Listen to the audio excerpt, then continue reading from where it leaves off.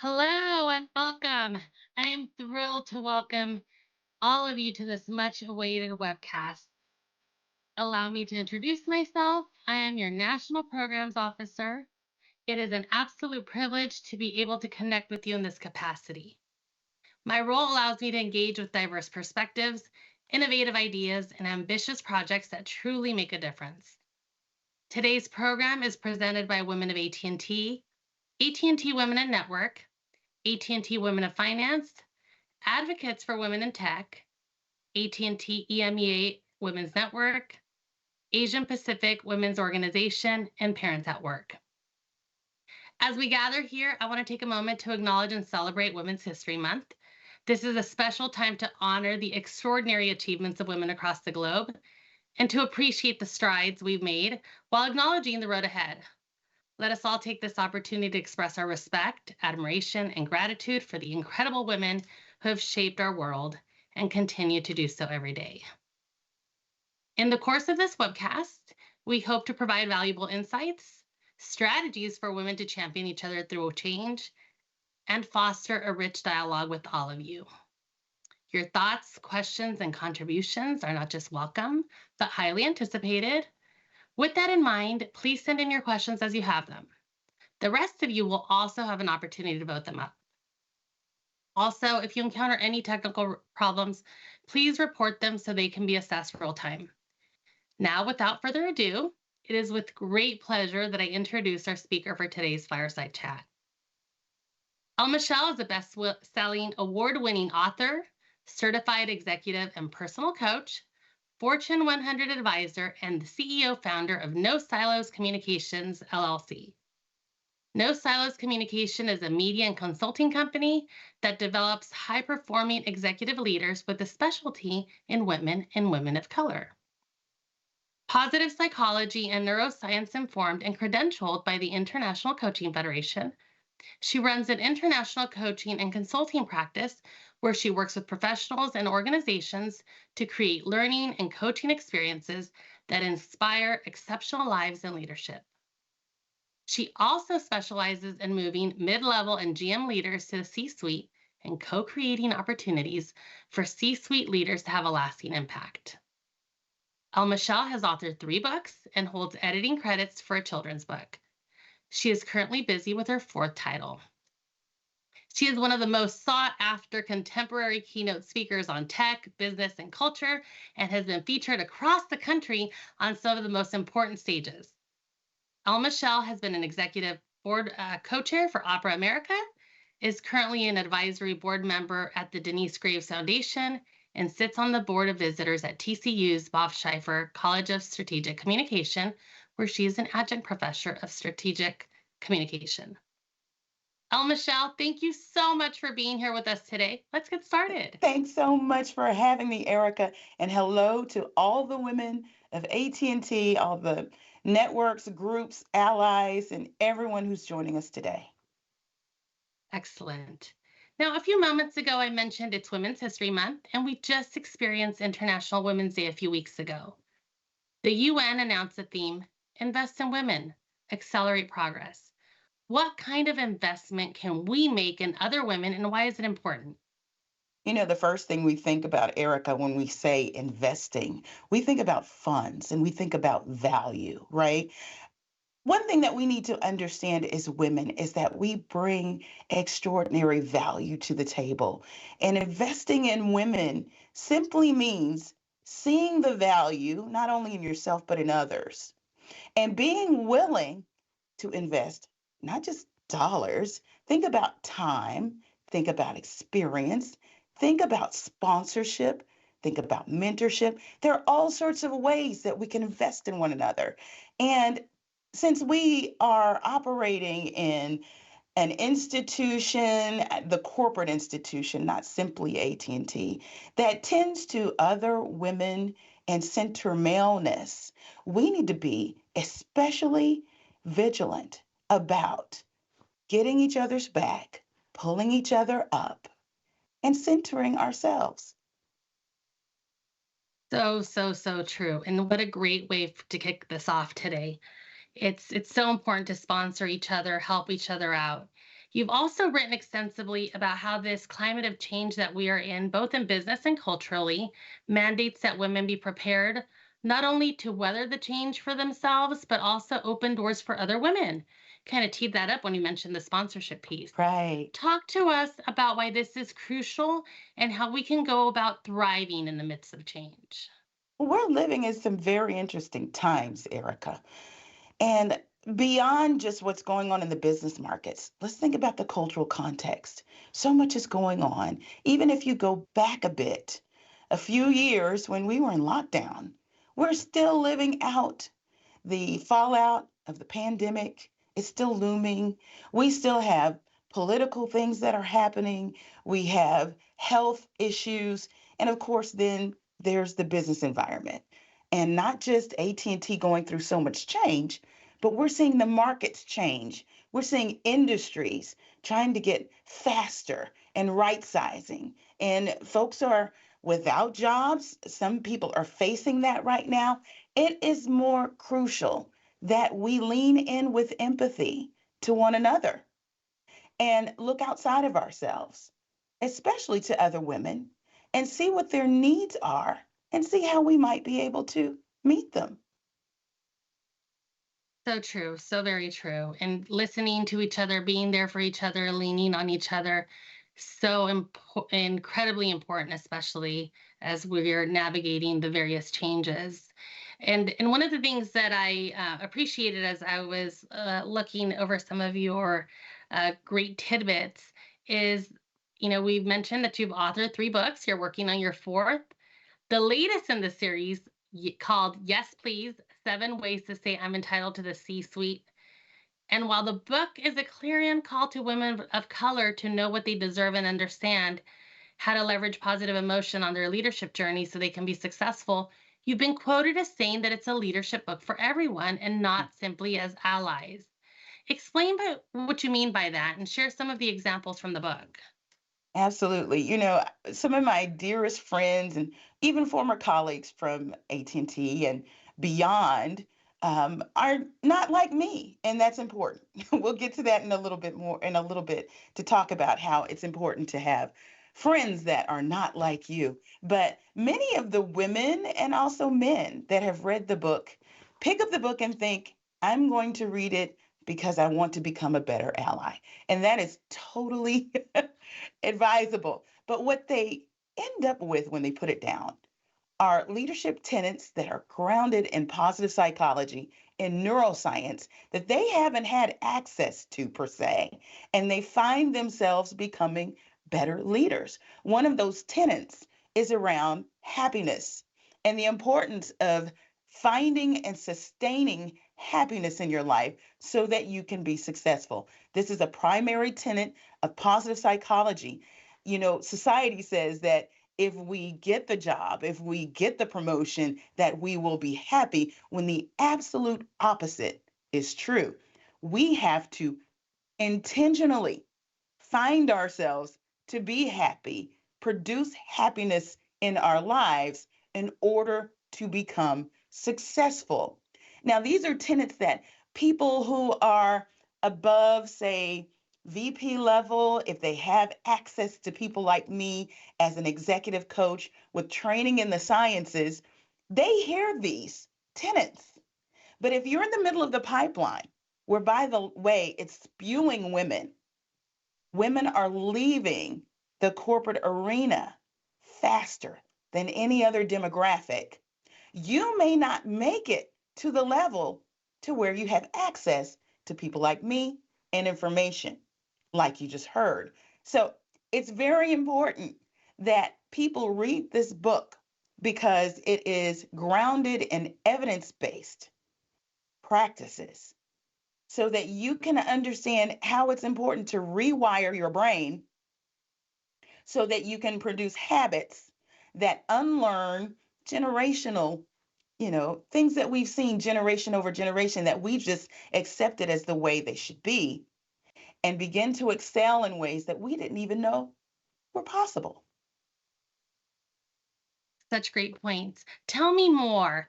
When you think about finding friendships that are making connections with people that don't necessarily think like you or have the Hmm. similar experiences to you. How do you encourage, or what do you recommend for our viewers to do that's actionable in order for them to be able to start to develop some of those relationships? So, because they need to be natural, right? So Right. how do we make those connections, sustain them, and then as we navigate the changes of, perhaps for some, leaving the corporate world, right? And being an entrepreneur. How do you suggest that they maintain those connections as they perhaps elevate their careers? Sure. So we're all familiar with IQ, intelligence quotient, right? Many of us are more and more familiar with EQ. And that's so important because that allows you to understand how you interact with others when you enter a space and being able to anticipate with empathy what others may need from you as you enter that space. Now, if you up the ante a little bit more, it's important in this very fast paced, digitally, um, culturally nuanced context and environment that we're in that we engage cultural IQ. And some people call it CQ. And all that means is that you have an awareness of who you are as a person, how other people are as a person and what they bring to a room culturally and how you interact with them. And that brings another level of knowledge to the table that will enhance your leadership abilities and aspirations. Now, what does that mean practically? I have people ask me often, you know what? I want to learn more.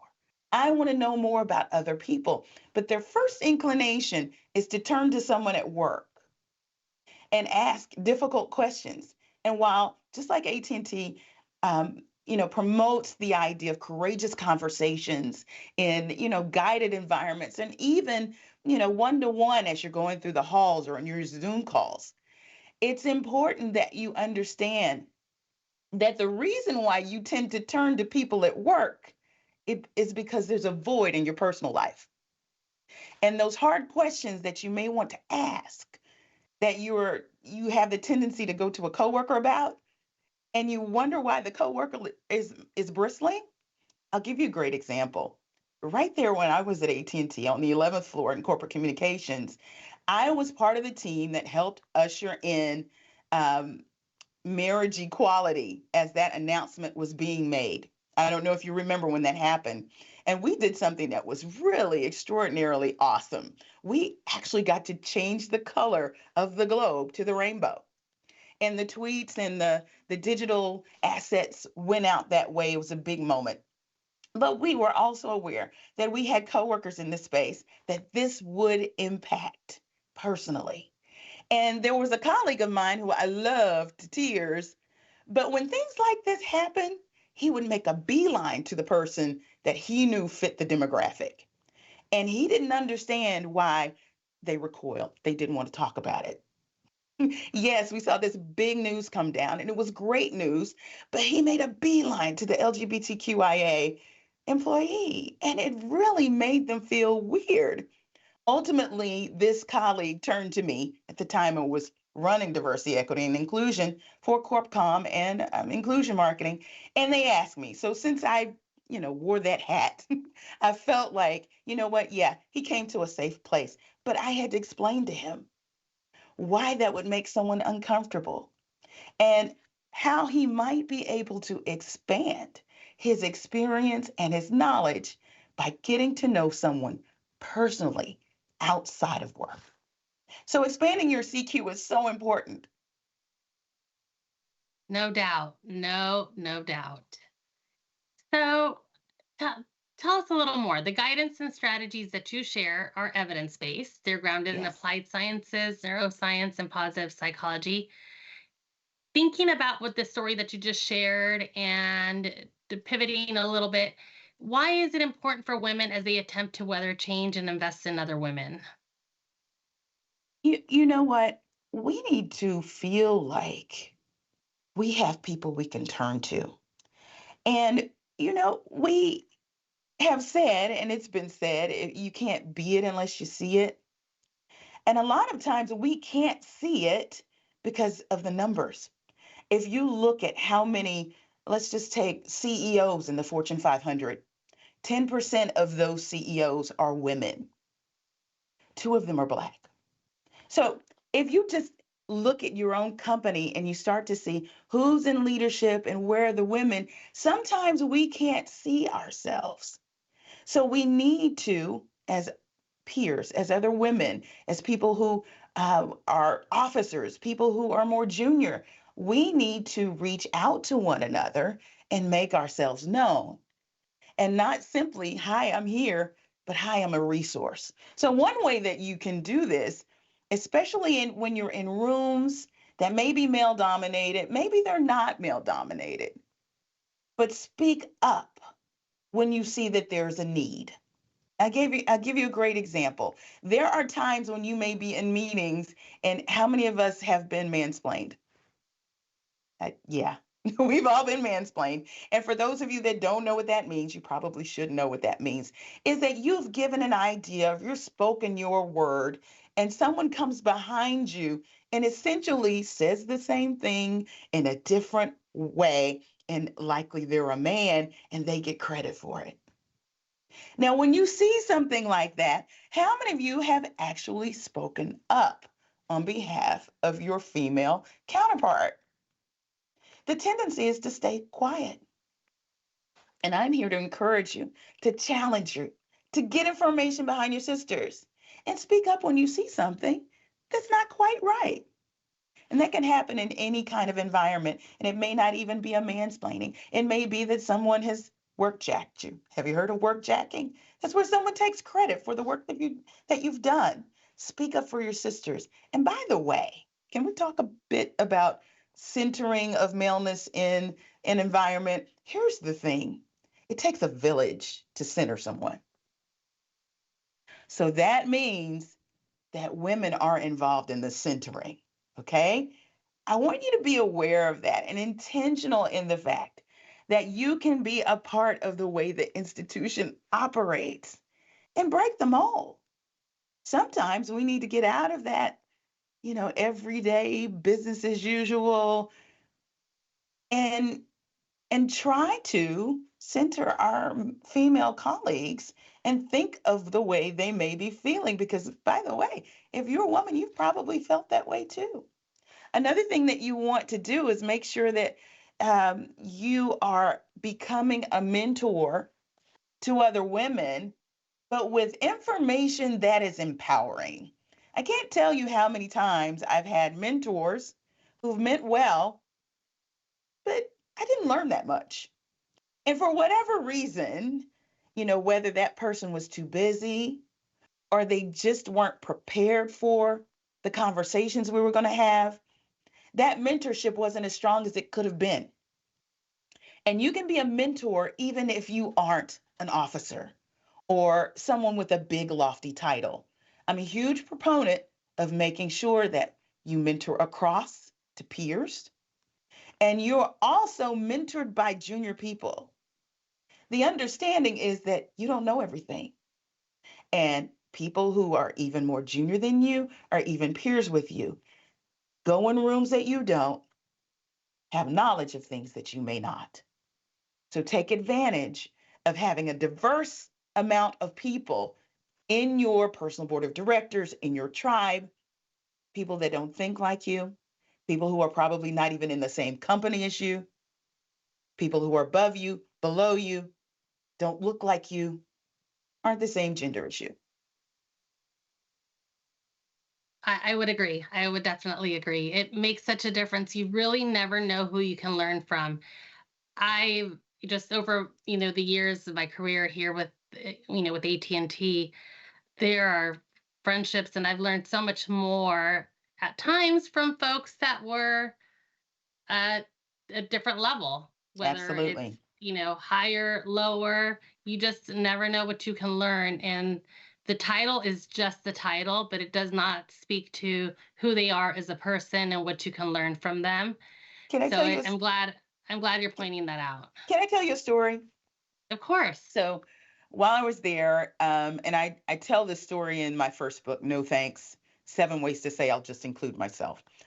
I had a gentleman who was very high ranking there at AT&T, had an office on the 34th floor. Beautiful. I mean, you could go up there, nothing was out of place. And the floor to ceiling windows, you could see the expanse of downtown Dallas. But this man approached me after I did some work for his business unit, and my team had supported him. And he said, "Why don't you meet me at some point in the next few weeks? Get on my schedule." And so I did. And ultimately, he became a really powerful mentor in my career and beyond AT&T to this day. He's not there anymore. I'm not there anymore. But this man is constantly texting or looking for opportunities and seeing how he can support. But mentorship and sponsorship should be reciprocal in some way. Now, you may not be able to, wield the same power as someone like this gentleman that I'm talking about, but there is information and value you can bring to the relationship. One day, I'm sitting on the 11th floor and my cell phone starts to blow up and his name is on the caller ID. I couldn't imagine what it might have been, but when you see this man's name on your cell phone, you pick it up. So I picked it up and he's giggling like a schoolboy. And I'm like, what could this be? And he said, "You know what? Let me tell you what just happened. I was with one of the CEOs. At the time, we had like three CEOs. He said, I was with one of the CEOs and something came up. It was an issue and it had to do with Twitter. And a few of our officers were being dragged on Twitter. And he said, this CEO turned to me and asked me, what is Black Twitter? And he said, I explained it. You'd be so proud of me. I took the time and shared with him what it was about, and he understood it. He said, and I had to come back and call you and let you know that I was able to look really good in front of the CEO. Now, I didn't even know that I was pouring into him the way he was pouring into me, but I always made sure that I shared with him something that I knew that he didn't. So in your mentoring relationships, understand it's a reciprocal relationship that you need to bring value, and it's the number one way to activate your mentor on your behalf. What a great story. And those are the best when it comes back around and you can see you didn't even realize it, but it clearly impacted him in such a way that he could share that message and be Absolutely. your sponsor, right? It's often said that the difference between being a mentor and a sponsor is the sponsor is what's being said about you when you're not in the room. And it sounds like he was a sponsor for you in many ways. Well, and Tell this us a is the little more thing. about Mhm. sponsorship. Absolutely. You raised a really good point because we make these distinctions between mentors, coaches, and sponsors. And for very good reason, we need to make those. The mentor pours into you based on their experience and make sure that you stay on the right track. For a mentor, you could show up in their office in tears if you needed to, because they're that kind of shoulder to lean on. Now, a sponsor is someone that bangs their fist on the table, puts skin in the game, and does things for you to make sure that you get elevated. It's very different, but you're right. In this situation, this particular mentor was he was encouraged to do some sponsorship too. So you can have people that maybe start out as a mentor that end up doing things for you as a sponsor, but understand that they're not going to be activated in that way unless they believe that they're getting value out of it and they get shine, y'all. I mean, here's the thing. If you look good, they look good. And many sponsors feel like they get a little bit of shine if they're the people that they're sponsoring are doing well. It's a great reflection on them. As women, this is so important. And you notice that I talked about a male sponsor. Now, in my book, I surveyed 100 professional Black women leaders, high performing, and asked them about who had been the most helpful and the most harmful to their leadership. And what we found was, and it was very, very interesting. Many of these women I knew anecdotally would have this answer, and I had it too. White men bubbled up to the top of the list as most helpful. And there's a number of reasons for that. It may seem counterintuitive, but where I'm going with this is this. Don't be afraid to lean into men, even white men, as sponsors or mentors as a woman, because number one, they simply have more numbers at the tippy top. So they have a little bit more power, a little bit more influence, and more of them are allies or at least more progressive these days and will see the talent before the difference. So don't be afraid. Just because we're saying women support women, do not alienate men from the mix because men can help you. And there are several of them that are willing. It's not to say that white men and men didn't appear on that harmful list. They did. The fact is that everybody showed up on both lists. So the question is, who do you trust? And that's where it becomes important for you to watch, build a rapport, and build a relationship based on the people that you see you can trust. And it really is, it's reciprocal, it's a two-way street. You need to be someone that people can depend on.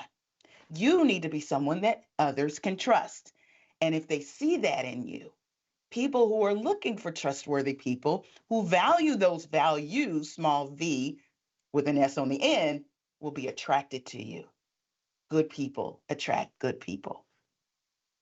It's definitely a two-way street, that is for sure. And I think the lesson to take away from here is give yourself an opportunity and give others an opportunity. You just truly never know who you're going to learn from and who you can grow from and who's going to be that champion for you. Yes. Uh, let's pivot a little into another thing that you've mentioned in your book is you talk about supporting one another by resisting what you call the character assassination bandwagon. What is that? How Yes. do we avoid that trap? Tell us a And little more. sometimes we slip into that, Erica, before we know it. This is where you might hear a little back channel about someone's capabilities, maybe even their performance. Before you jump in and agree, ask a question. Because sometimes those back channels aren't always founded in fact. And we don't want to be a part of the echo effect. And that can ruin someone's career if you allow it to. And it always starts very small, where someone was like, you know, I don't know where El Michelle's brain was on that call. She wasn't really talking that much. She didn't speak up. Instead of chiming in and saying, yeah, she really seemed dead to the world, raise a question. You know, I wonder what's going on. Has anyone talked to her? That opens the door for someone to actually investigate and see if something was actually wrong with me on that call or if my energy was just low and, maybe I'm not into it anymore. Who knows? But those narratives are the type of things that get stitched as they get repeated and repeated and repeated. And the next thing you know, you're on some list where you're being considered for something that's not so good. So, as women, let's be sure, as men too, let's be sure that we aren't quick to jump on the bandwagon because that could mean someone's character or career. It could be, and that's so true. And I love that you gave us the example of how to pivot the conversation, open it up to perhaps something else is going on that we're not aware of. Let's check in on them instead of just adding fuel to the fire and supporting the narrative that they're not Yes. holding up to the expectation. There's another way to go after this too, but I really do like open ended questions that allow people to think, okay? Think for themselves. Let's say that same scenario was happening. Another question you could ask, well, is El Michelle like this on all calls? That allows them to really think through. You know what? Gee, you know what? She's very vibrant on most other calls and actively contributing. It's not like her. You've squelched that, nipped it in the bud before it could get carried out even more. Any tips for perhaps along the same lines of a similar situation, but for where one person perhaps has more experience, but the other, it's their first time encountering it. So they don't know any better. Any tips for how they handle that type of a situation? Well, I think just asking a question, even if you don't know the other person, raise a question that would allow people to have more conversation instead of it just ending with, gosh, she was terrible on the call. Just, let's see, another question you could ask. Um, well, when's the next time you're going to be on a call with El Michelle? Perhaps you could reach out to her. Have you spoken with her? That may be a great way to open the door to more conversation and to find out why. But often we just go with the surface, what we see with our eyes, and that's the end all be all. And that could end someone if that narrative continues. And it's also a great way to build a relationship. You Yes, just never know what value that person can bring. It's absolutely. and some folks are uncomfortable on a conference call, but they might be more comfortable in a one-on-one situation. There you go. This is fantastic. You shared a story earlier about your friend that's no longer with the company. Tell us do you have any other stories to share about women in Oh, leadership during absolutely. your journey that have championed you and how it made you both better? Absolutely. Let's talk about sponsorship. And let's talk about how you don't have to be more senior to be a sponsor. You can sponsor someone from a junior position. How does that happen? Well, I'll give you a story. This happened recently, and it wasn't when I was at AT&T. One of my biggest clients came my way because of one of my students from TCU. Go figure. Now, I was teaching the senior seminar, which is a leadership course, but it's also strategic comms. And in the course of teaching that session, I got to know this young woman, not very well though. There were probably about 50 to 65 students in this one class. So it's almost impossible to get to know everyone. And I'm adjunct, so I'm there and I'm not, right? I'm not on campus all the time. But something about the way she received information in that class and how I interacted with her in that class, one day after she's graduated and gone, her boss said, "We have a leader here who needs a coach. She needs an executive coach, but it's got to be somebody who understands communication." Guess what she did? She said, "You need to call my professor. She is awesome. Here's her name, and she knows leadership and she deals with Fortune 100 executives. She could work with this executive and she knows comms too." He picked up the phone. There was no RFP, there was nothing. He said, "Send me how much." He asked no questions. I drew up a contract, and there you go. Now, that's because this very junior individual, not even 21 years old, was in a room that I wasn't. She had influence over her boss, who, by the way, when he got on the phone with me, he said, "This young woman is phenomenal." He's like, "I could put her in the woods with a knife and a press release, and she'd build a whole organization." He believed in her enough so that when she shared her word, he banked on it, no questions asked. So, what does that say? You have to be excellent to be a sponsor because people need to believe in your credibility and your word needs to mean something. It also means that your brand, which is your experience that you intentionally create for others, has to be impeccable, authentic, but impeccable, because you never know who can make or break you in a room where you're not. So let's just say she had a bad experience in class with me. Would my name come up? Probably not. What a powerful connection that was made. So, where did that go? Where did that take you? Well, here's the thing. I think this is a great segue to the last strategy, and that is to be a queen and not a queen bee. Okay. How many of you have seen The Devil Wears Prada? I think they're remaking it as a musical in London, and Vanessa Williams is going to be Miranda Priestley. But she's a great example of how you can be a queen bee, not speaking to people when you go, down the hall, not making time for other individuals who may need your help, not making eye contact with folks, just really not being warm and genuine. Because it's that queen bee that more and more people don't like to be around. And when you're a queen bee like that, chances are your likability score is going to be in the tank. And when it comes time when you need something, that very junior person is not going to say your name. Your peer is not going to, they want nothing to do with you. And by the way, the senior leaders see it too.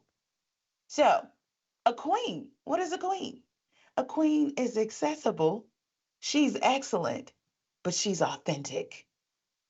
And she does good work, but she also has empathy. And this is really what this boils down to. Lead with empathy and have your sisters in mind. Be willing to support someone, even in situations that may seem sticky. That's the way you can become a queen. I would say especially in those situations that may seem sticky. Wow, this Absolutely. is great. You've given us so many wonderful tidbits. I wanted to just remind everyone that you can submit your questions, and in just a moment we'll be ready to review some of them, so you have an opportunity to send them in. You've touched on so many wonderful strategies for us to lean into, and nuggets of information that we can implement right away. As you think about the conversation that we've had today, is there anything else that you'd want to share? Or can you recap the six strategies for us? Sure. Okay. So the first one is to speak up.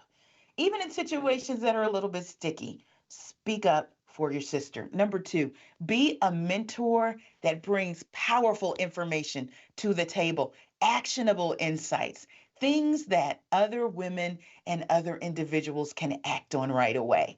Number three, up your CQ.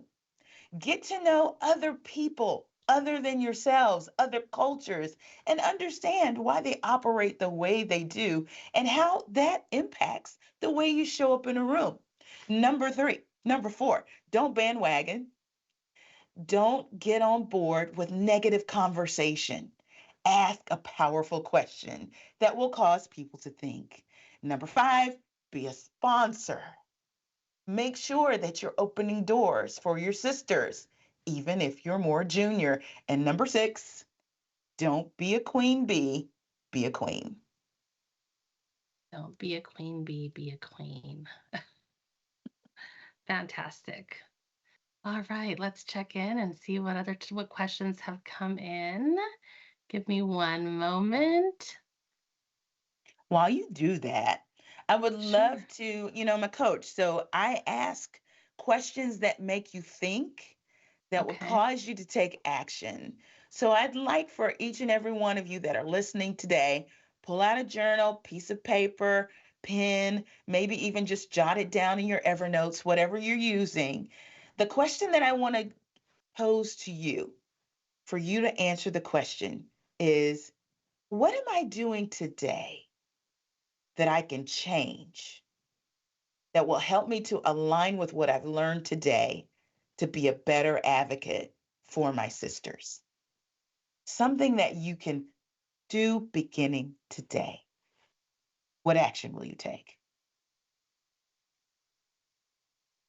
That's a great question for us to think about and consider. I'd like to give folks a moment to kind of put some thoughts down on paper because if we continue, they're going to lose it. So I'll give it a second or so for folks to jot that down. So, what advice do you have for women trying to make a pivot in their career? And how can some of your strategies apply in that situation? Okay, so you want to pivot in your career. And I assume that means something like going to a different business unit, maybe even learn a different skill and do something new. Well, you you can't do that alone. You're going to need a team, a tribe. You need to make sure that you're shaking the trees on your community. Now, what do I mean by that? Your community is your power. Those are the people that you know and they know you. They know your work, you know theirs. There's a mutual respect and they'll do something for you. Doesn't have to be big. You don't have to boil the ocean. A little favor, and you wouldn't mind doing the same for them. Do an audit of your community. Who are those people? It's very different than your network. Your network is your reach. You may be able to contact them on LinkedIn or call them, but you just have a rapport, not a relationship. Your community is where you can shake the trees and find those advocates who will become sponsors because they're just waiting. Those mentors who will want to pour into you because they believe in you already. Find out who those people are and then make sure that you surround yourself with that diverse group of people that we talked about. People more junior than you, peers, people above you, people in other companies, people in other industries, so that you can be surrounded by people who will be activated and know the avenues that you want to take.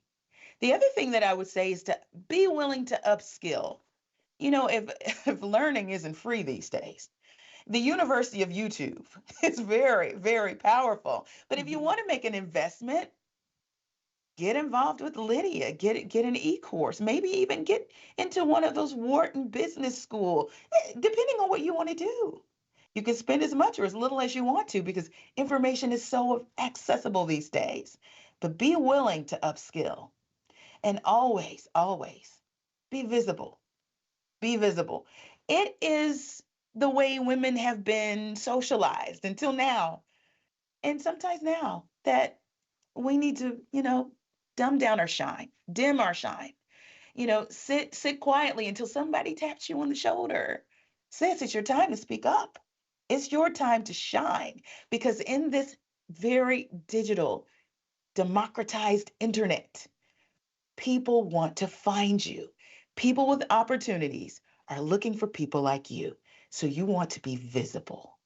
And that means not being afraid to merchandise your good work, humbly, but factually. If it's true, share it. And that way you'll be found. Now, the other thing that I want to mention here is what's the science in it all?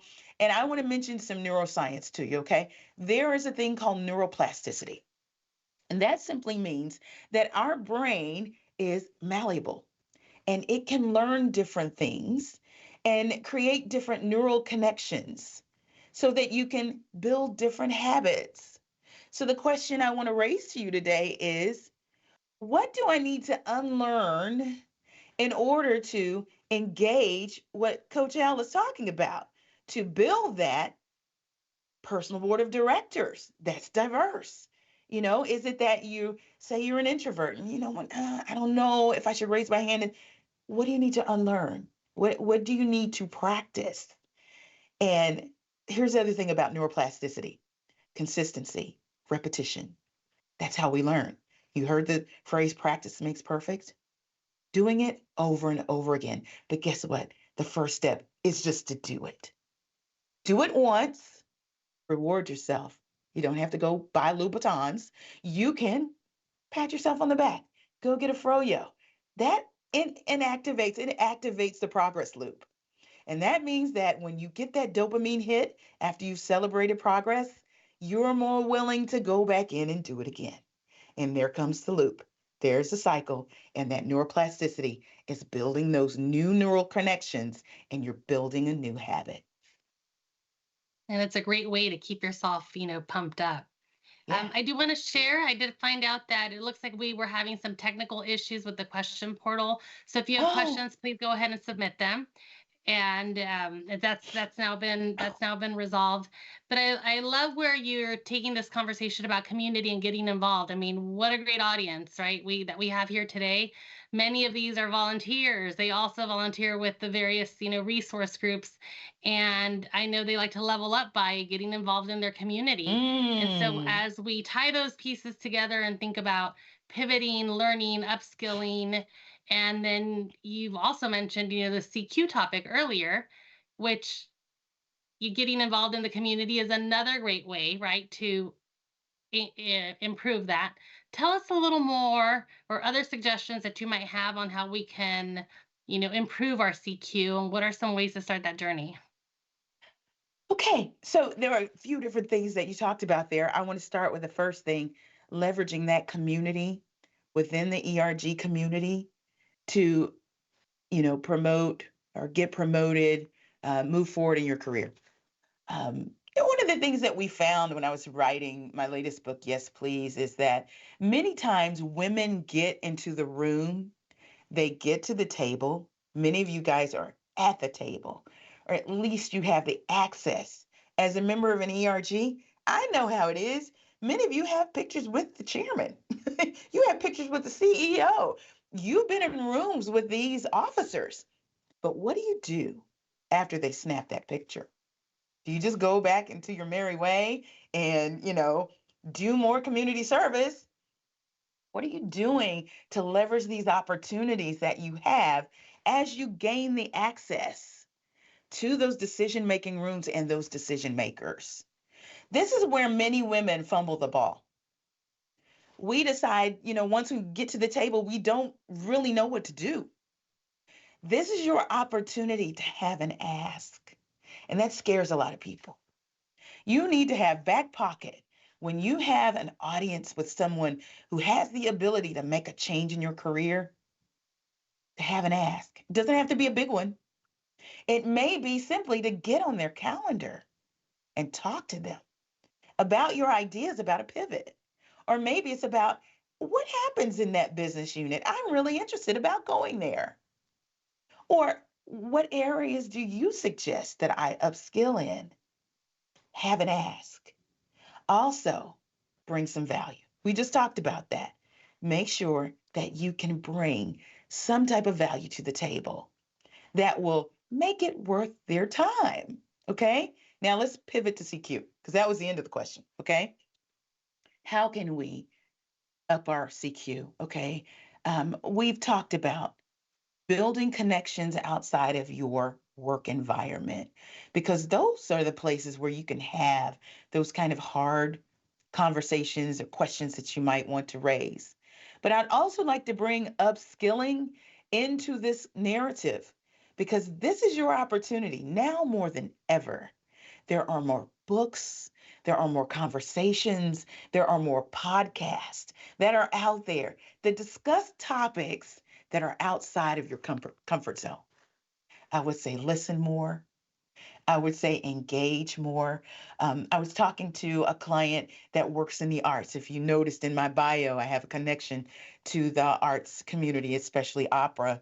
And they were trying to figure out how they could essentially amp up their CQ at work. And what we discovered after asking him what his day to day was like, even just what a typical day in the life was like for him, he wasn't going into spaces that weren't homogenous. He was going into spaces where there were people just like him. Now, he was a part of the LGBTQIA community.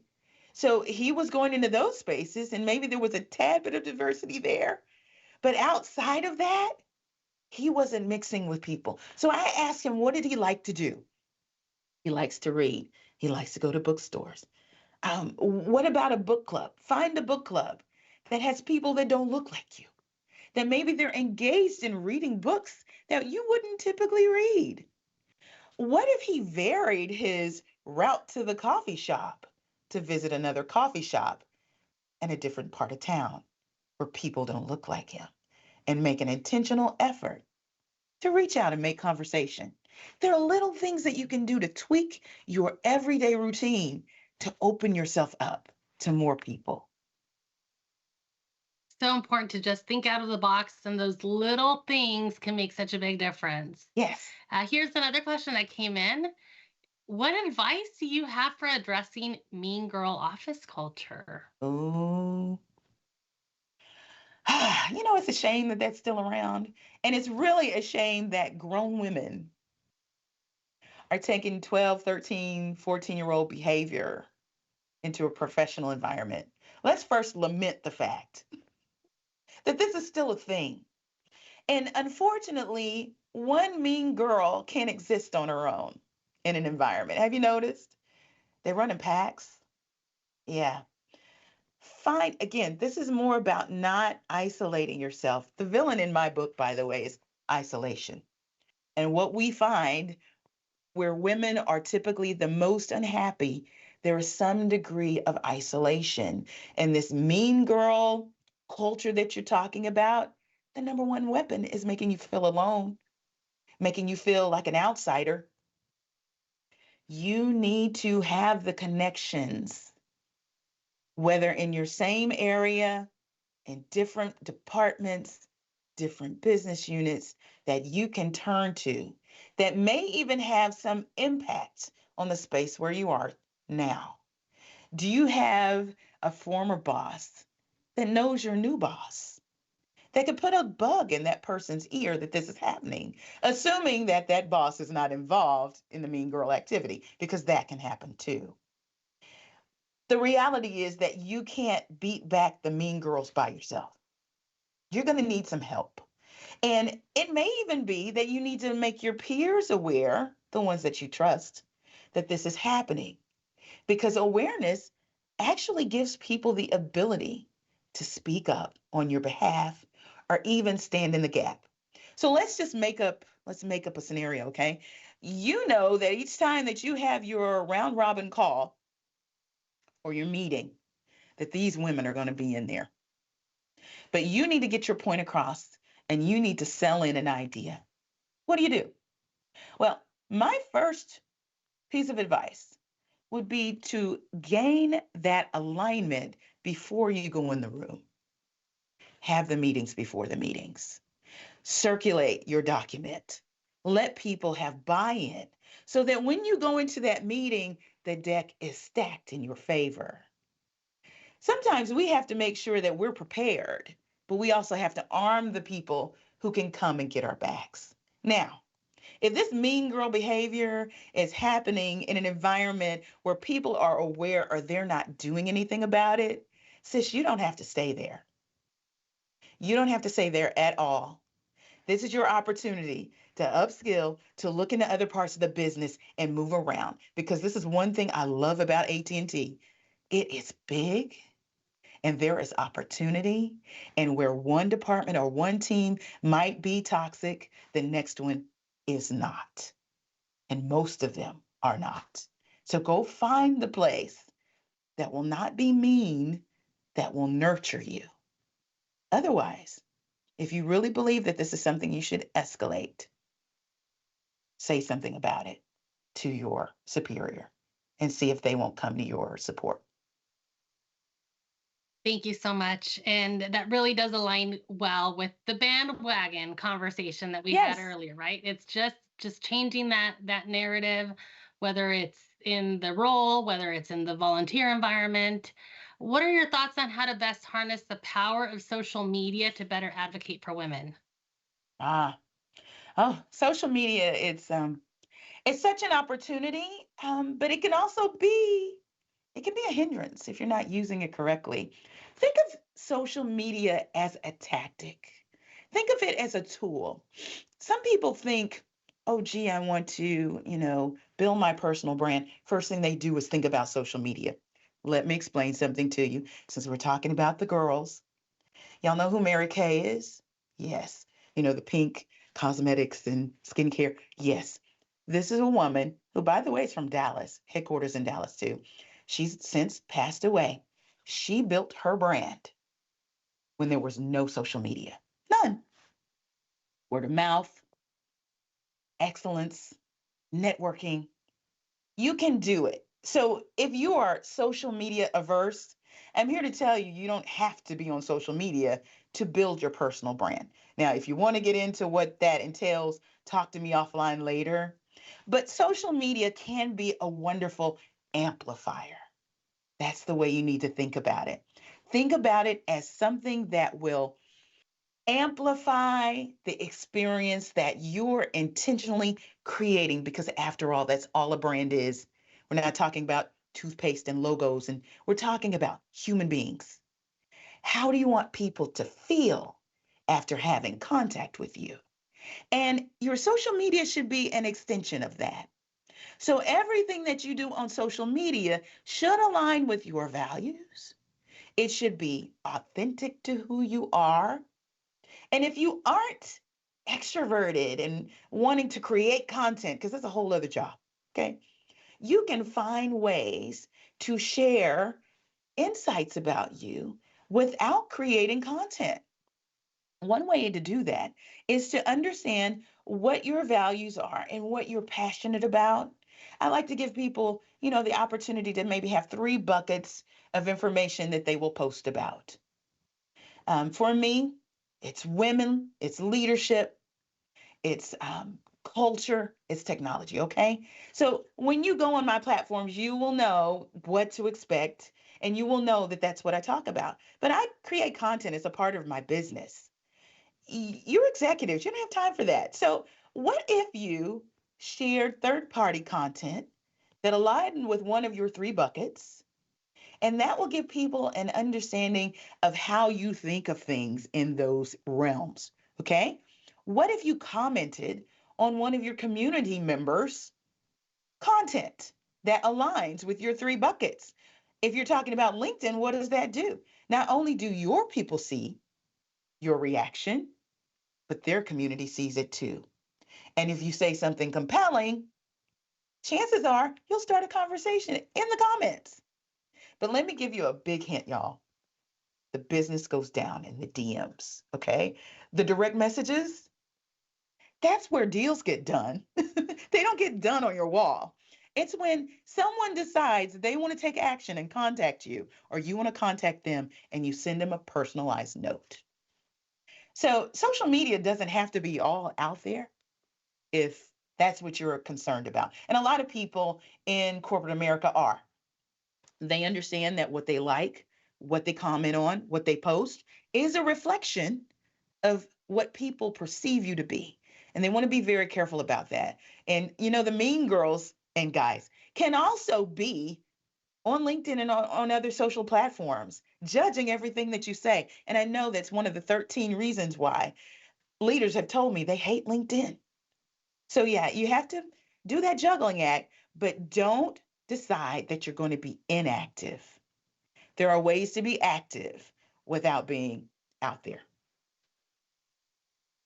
That's a great way to kind of wrap this up. You're such an inspiration, and it's just a good opportunity to folks to figure out a way to transition into being active if that's what they want to do, but perhaps provide some perspective or thought if they're sharing and advocating for others. I believe we've gotten a few more questions, but given the time, I'll send them to you separately and see if you have, you're willing to give us some perspective Sure. for us to share. But as we draw this inspiring fireside chat to a close, I do want to take a moment to reflect on the powerful conversation and insights that you've shared today. This Women's History Month, we've had the privilege of diving deep into the stories, struggles, and successes of remarkable women, reinforcing the importance of their contributions to our world. Let us remember the essence of Women's History Month is not just about honoring the past, but also about inspiring the future. So, as we all step forward from today's event, I encourage each and every one of you to carry the spirit of this month with you, not just in March, but every day. Michelle, you've given us such incredible tidbits. And to the rest of you, whether you identify as a woman or you're an ally, each of us has a role to play in fostering gender equality. Let's continue to champion the rights of women, to celebrate their achievements, and to push for the progress in every sphere of life. I am your National Programs Officer. It has been an absolute privilege and pleasure to host this event. I want to express my heartfelt gratitude to our distinguished guest, Michelle, for your invaluable contributions, and to you, our audience, for your active participation and engagement. Let's keep the momentum going. Let's keep making history. Thank you all for being a part of this wonderful event, and I look forward to connecting with you again soon. Until then, stay empowered and keep inspiring.